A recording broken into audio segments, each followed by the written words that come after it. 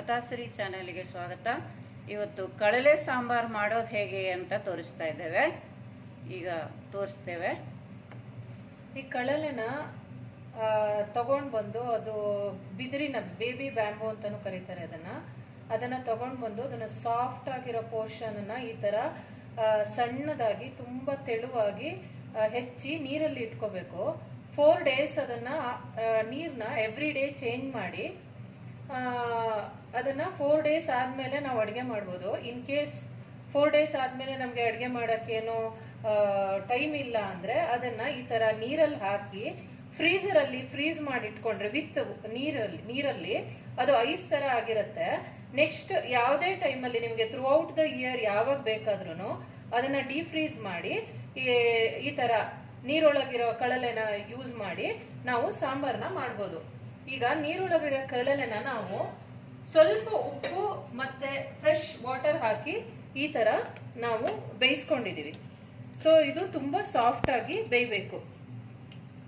ಇದು ಈ ತರ ಬೆಂದಾದ್ಮೇಲೆ ನಾವು ಇದಕ್ಕೆ ಮಸಾಲೆ ಮತ್ತೆ ಬೇಳೆಯನ್ನ ಹಾಕಿ ಕುದಿಸ್ಕೊಂಡ್ರೆ ರುಚಿಯಾದ ಕಳಲೆ ಸಾಂಬಾರ್ ರೆಡಿ ಆಗತ್ತೆ. ಈಗ ನೋಡೋಣ ಹೆಂಗೆ ಕಳಲೆ ಸಾಂಬಾರ್ ಮಾಡೋದಂತ. ಓಕೆ,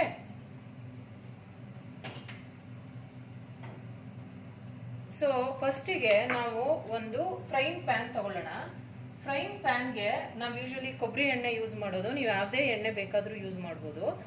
ಒಂದು ಅರ್ಧ ಚಮಚ ಕೊಬ್ಬರಿ ಎಣ್ಣೆ ಹಾಕ್ಬೋದು, ಇಷ್ಟೇ ಸಾಕಾಗತ್ತೆ. ಮತ್ತೆ ಇದಕ್ಕೆ ಇಂಗಿನ ಅವಶ್ಯಕತೆ ಇರಲ್ಲ, ಯಾಕಂದ್ರೆ ಕಳಲದೆ ಅದರದ್ದು ಫ್ಲೇವರ್ ಇರೋದಕ್ಕೆ ಇಂಗು ಅಥವಾ ಕರಿಬೇವನ್ನ ಯೂಸ್ ಮಾಡಲ್ಲ. ಇಷ್ಟು ಎಣ್ಣೆ ಹಾಕೊಂಡ್ರೆ ಸಾಕು. ನಾನಿಲ್ಲಿ ಜೊತೆಯಲ್ಲಿ MTR ಸಾಂಬಾರ್ ಪುಡಿಯನ್ನು ಯೂಸ್ ಮಾಡ್ತಾ ಇದ್ದೀನಿ. ನೀವು ಯಾವುದೇ ಸಾಂಬಾರ್ ಪುಡಿ ಯೂಸ್ ಮಾಡ್ಬೋದು. ಅದ್ರ ಜೊತೆಯಾಗಿ ಒಂದು ಅರ್ಧ ಚಮಚ ಜೀರಿಗೆ,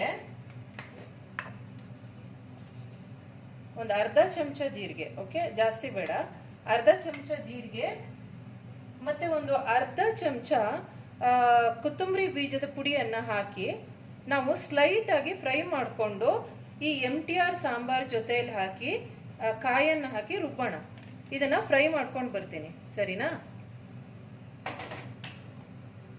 ನೋಡ್ರಿ, ಗ್ಯಾಸ್ ಹಚ್ಚಿ ಫ್ರೈ ಮಾಡ್ತಾ ಇದ್ದಾರೆ.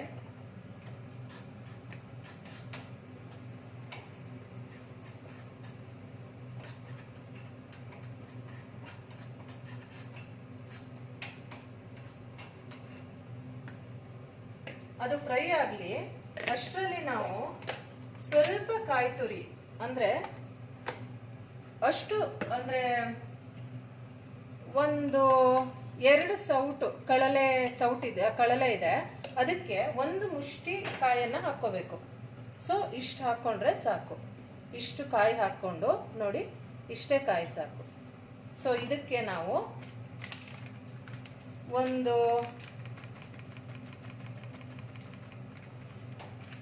ಫ್ಲೇವರ್ ಜಾಸ್ತಿ ಬೇಕಾದ್ರೆ ಸಾಂಬಾರ್ ಪುಡಿ ಜಾಸ್ತಿ ಹಾಕೊಳ್ಳಿ.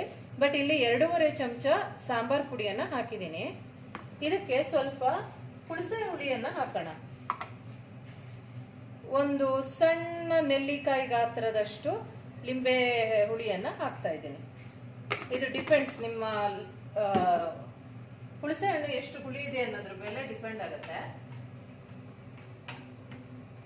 ಸೊ ಇಲ್ಲಿ ನಾವು ಹುರಿದಿರೋ ಅಂತ ಜೀರಿಗೆ ಮತ್ತೆ ಕೊತ್ತಂಬರಿ ಬೀಜದ ಪುಡಿಯನ್ನ ಹಾಕೊಳ್ಳೋಣ. ಇದಕ್ಕೆ ಸೇರಿಸ್ಕೊಳ್ತಾ ಇದ್ದೀನಿ.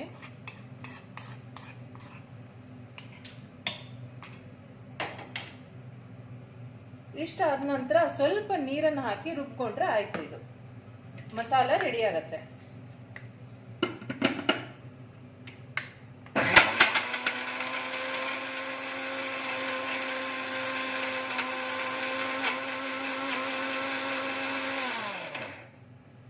ಮಸಾಲ ರೆಡಿ ಆಗ್ತಾ ಇದೆ. ಇದು ಈ ತರ ಗಟ್ಟಿಯಾಗಿ ರುಬ್ಕೊಂಡ್ರೆ ಎಲ್ಲ ಒಂದೇ ಸರಿಯಾಗಿ ಈಕ್ವಲಿ ಏನಾಗುತ್ತೆ, ಗ್ರೈಂಡ್ ಆಗುತ್ತೆ. ಆಮೇಲೆ ಸ್ವಲ್ಪ ನೀರನ್ನು ಹಾಕೊಂಡು ಇನ್ನೊಂದು ಸ್ವಲ್ಪ ಫೈನ್ ಪೇಸ್ಟ್ ನ ಮಾಡ್ಕೊಳ್ಳೋಣ.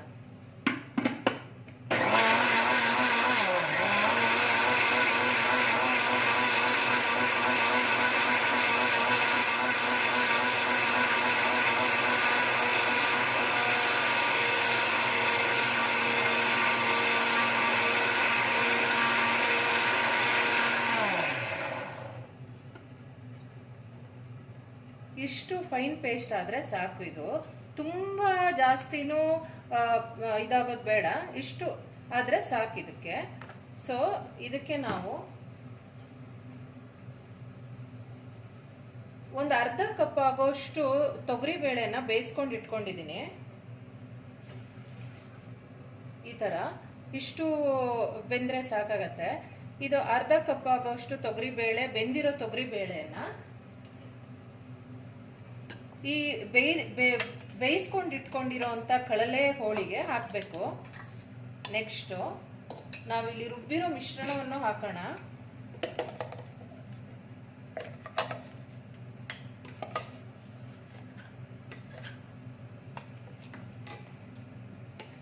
ಇದಕ್ಕೆ ಆಲ್ರೆಡಿ ಉಪ್ಪು ಹಾಕಿ ಬೇಯಿಸ್ಕೊಂಡಿದ್ದೀನಿ, ಹುಳಿ ಹಾಕಿ ರುಬ್ಕೊಂಡಿದ್ದೀನಿ.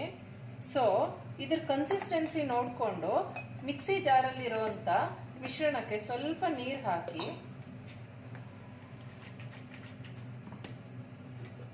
ಉಳಿದ ಎಲ್ಲ ಮಸಾಲಾನ ಸೇರಿಸ್ಕೊಳ್ಳೋಣ.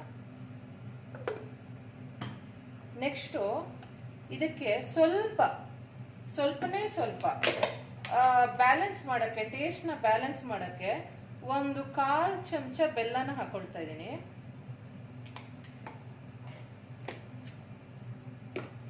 ಇಷ್ಟಾಗಿ ಇದು ಚೆನ್ನಾಗಿ ಕುದ್ರೆ ರುಚಿಯಾದ ಕಳಲೆ ಸಾಂಬಾರ್ ರೆಡಿ ಆಗುತ್ತೆ. ಇದನ್ನ ಕುದಿಯಕ್ಕೆ ಇಡೋಣ ಒಂದು 5 ಮಿನಿಟ್ಸ್.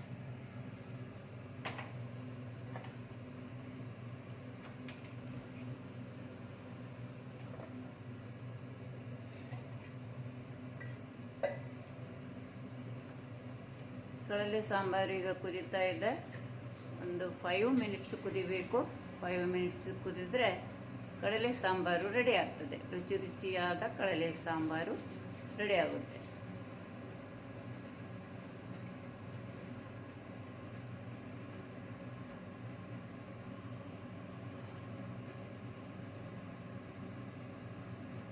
ನೋಡ್ರಿ, ಕಡಲೆ ಸಾಂಬಾರು ರೆಡಿ ಆಗಿದೆ. ಹೇಗೆ ಕುದೀತಾ ಇದೆ. ಈಗ ರುಚಿಯಾದ ಕಡಲೆ ಸಾಂಬಾರು ರೆಡಿ.